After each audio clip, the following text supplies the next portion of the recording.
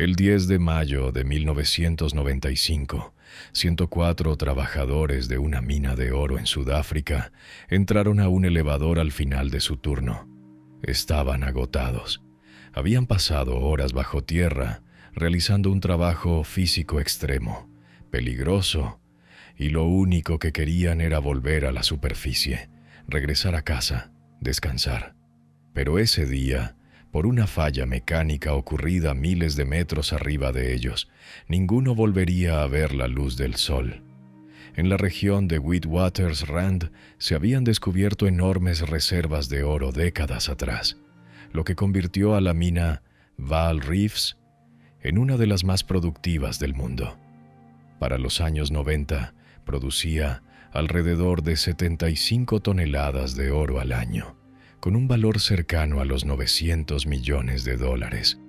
Era un complejo gigantesco, con múltiples instalaciones en superficie y 10 pozos que descendían a profundidades extremas. En su punto más alto empleaba a más de 20.000 personas. Uno de esos pozos, el número 2, era especialmente importante. Descendía más de 2.100 metros bajo tierra, casi 7.000 pies. Operaba las 24 horas del día, con turnos de hasta 10 horas. Para mover a los trabajadores, se utilizaban trenes y elevadores de gran capacidad, capaces de transportar hasta 100 personas por viaje. Pero ese elevador ya tenía antecedentes. En 1980, un accidente similar había cobrado la vida de 31 trabajadores cuando una falla en el sistema provocó que la cabina cayera hasta el fondo del pozo. Y aún así, la operación continuó, porque trabajar en una mina era extremadamente peligroso. Pero para muchos era la única alternativa a la pobreza extrema. Jornadas extenuantes, condiciones duras, salarios bajos y el riesgo constante de no regresar con vida. Esa noche, alrededor de las 8 de la noche, algo salió terriblemente mal. Un tren operaba en los túneles superiores cercanos al Pozo 2. Solo llevaba al conductor, hasta que el acelerador se quedó atorado. El tren comenzó a moverse sin control. El operador intentó frenar, pero no pudo. Entró en pánico y saltó del vehículo en movimiento, sobreviviendo con heridas menores. Ahora el tren estaba completamente fuera de control. Avanzó por un túnel donde no debía estar. Ganó velocidad.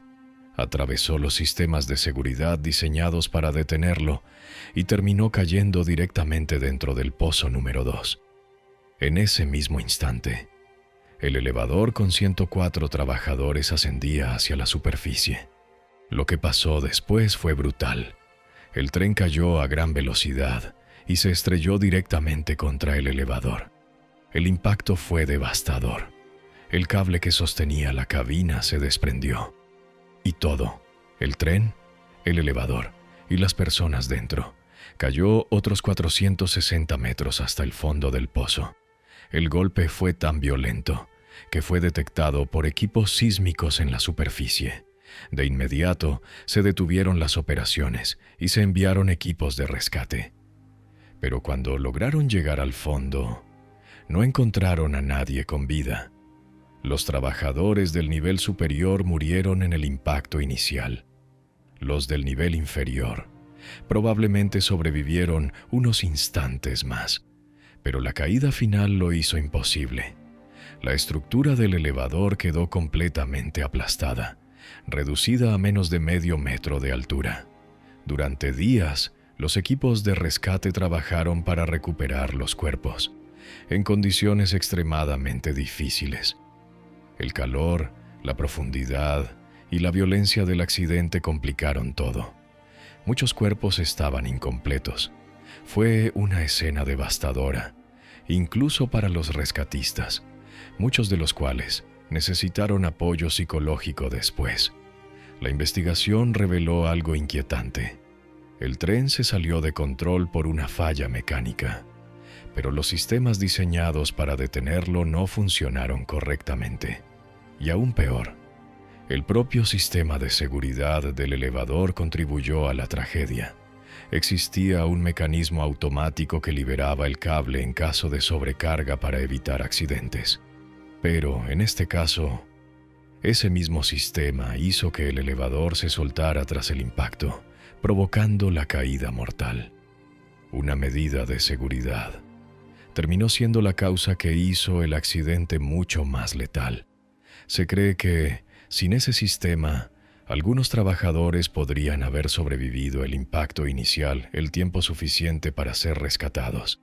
Pero no fue así. Los 104 trabajadores murieron. Un mes después, se realizó una ceremonia masiva para despedirlos. El presidente Nelson Mandela declaró un día nacional de luto. A raíz de esta tragedia, Sudáfrica implementó nuevas leyes de seguridad minera, obligando a las empresas a proteger a sus trabajadores y a mejorar sus estándares. También se creó un fondo para apoyar a las familias de las víctimas, algo que nunca antes se había hecho en el país. Hoy, cada año se realizan memoriales para recordar a los trabajadores que murieron en un accidente tan repentino como evitable, y hasta el día de hoy. Este sigue siendo el accidente de elevador más mortal en la historia.